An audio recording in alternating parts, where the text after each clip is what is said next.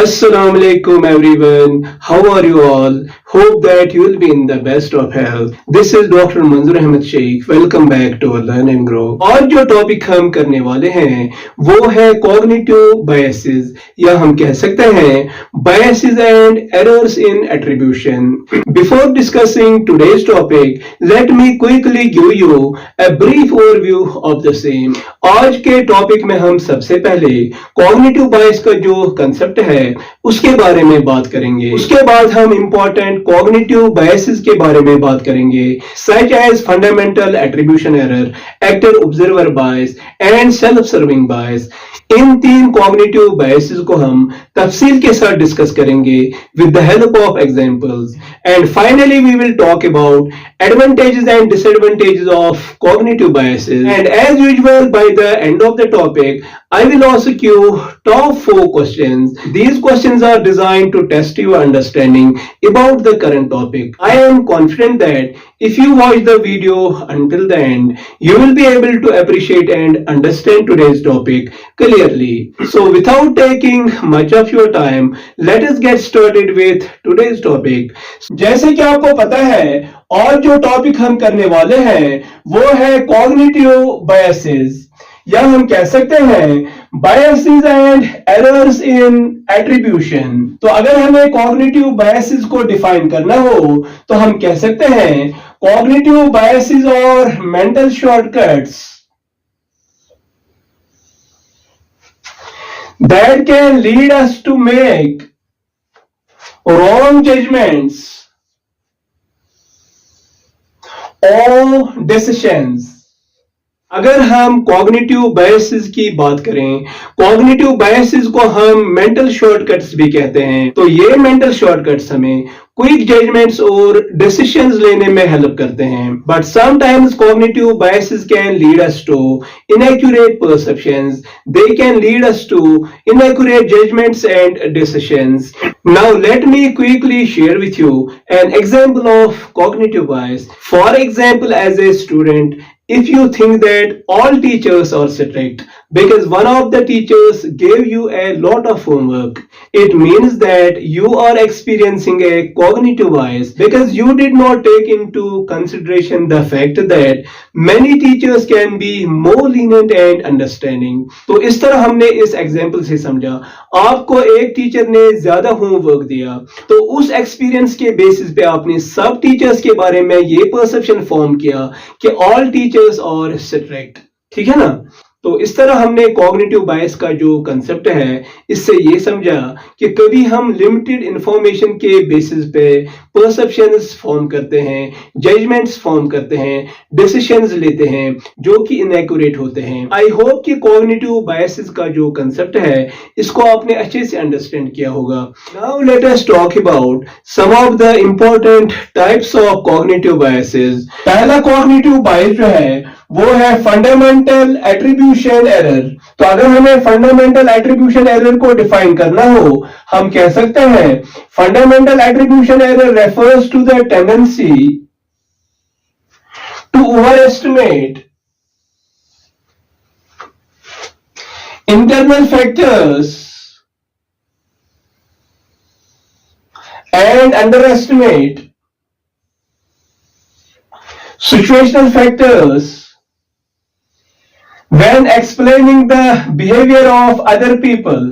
अगर हमें fundamental attribution error को डिफाइन करना हो तो हम कह सकते हैं fundamental attribution error is the tendency to overestimate the internal और dispositional factors and underestimate the external और situational factors when explaining other people's behaviour. यानी इसका मतलब ये है कि जब कोई पर्सन कोई बिहेवियर डिस्प्ले करता है, एग्जिबिट करता है, तो हम उसके बिहेवियर के लिए उसके इंटरनल फैक्टर्स को रेस्पॉन्सिबल ठहराते हैं और एक्सटर्नल या सिचुएशनल फैक्टर्स को हम ओवरलुक करते हैं, इग्नोर करते हैं। तो चलिए अब हम फंडामेंटल एट्रीब्यूशन एरर को एक एग्जांपल से समझने की कोशिश करते हैं। फॉर एग्जांपल, एक एम्प्लॉय वर्क के लिए लेट होता है, he arrives late to work. Employee का जो बॉस है वो इमीडिएटली ये सोचता है this employee is an irresponsible and lazy person. In this way the boss attribute the lateness of the employee to his personality characteristics or what we call internal or dispositional factors। और इस employ का जो boss है वो external या situational factors को consider ही नहीं करता, such as heavy traffic jam or a family emergency that might have caused the delay। अगर आप फंडामेंटल एट्रीब्यूशन एरर को मजीद तफसील के साथ जानना चाहते हैं, इसके बारे में मैं एक वीडियो ऑलरेडी बना चुका हूं, तो आप उस वीडियो को देख सकते हैं, उसको वॉच कर सकते हैं। I am sharing the link of that video below in the description box. Now let us have a glance at the actor observer bias. Actor observer bias को अगर हमें डिफाइन करना हो तो हम कह सकते हैं actor observer bias is the tendency for people to attribute their own behaviour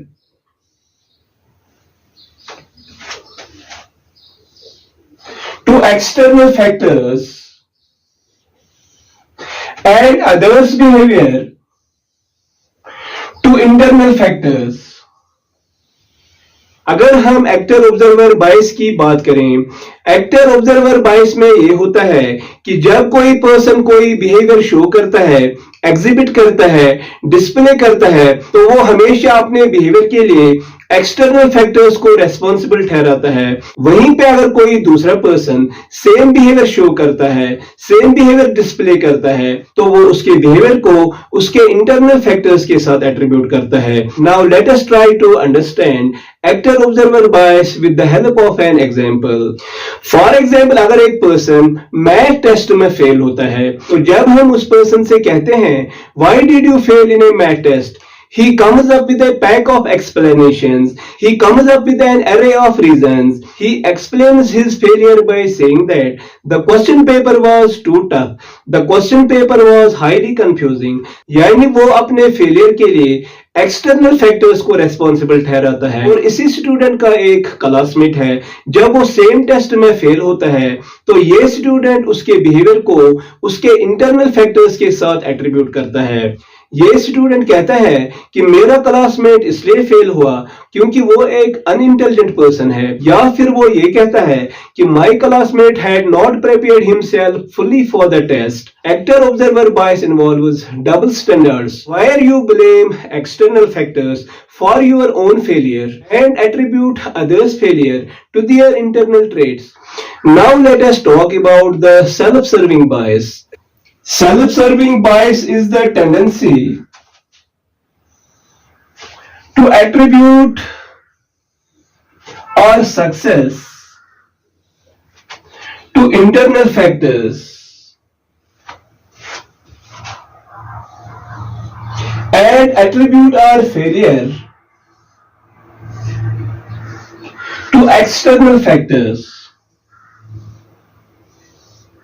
अगर हम सेल्फ सर्विंग बायस की बात करें, it is the tendency to attribute our success to internal factors and attribute our failure to external factors.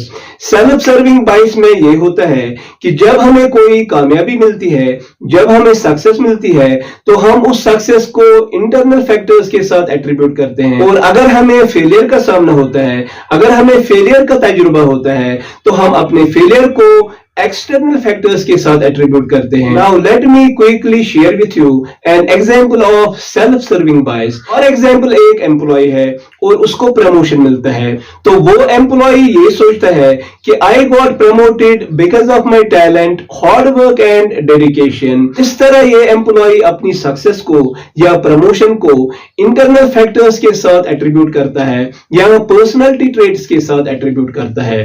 और अगर same employ को promotion नहीं मिलता है, even though he was considered for it, तो वो ये कहता है because of the office politics और favouritism I was not promoted. Now let us talk about advantages and disadvantages of cognitive biases. Cognitive biases की जो मेन एडवांटेज है वो ये है, कॉग्निटिव बायसेस जो हैं ये हमें क्विक डिसीजंस लेने में हेल्प करते हैं, ये हमें स्नैप जजमेंट्स फॉर्म करने में हेल्प करते हैं, ये हमें लोगों को क्विकली परसीव करने में हेल्प करते हैं। But as I told you in the beginning, cognitive biases can sometimes lead us to make wrong judgments and decisions. They can at times lead us to inaccurate perceptions. Cognitive biases की जो main disadvantage है वो ये है कि cognitive biases की वजह से हम कभी ऑब्जेक्टिवली नहीं सोच सकते हैं, कभी साइंटिफिक फैशन में नहीं सोच सकते हैं, कभी लॉजिकल फैशन में नहीं सोच सकते हैं। Secondly, cognitive biases prevent us from learning and improving. Now it is time to ask you top 4 questions. I hope that you will answer these questions honestly before seeing the answers below in the description box.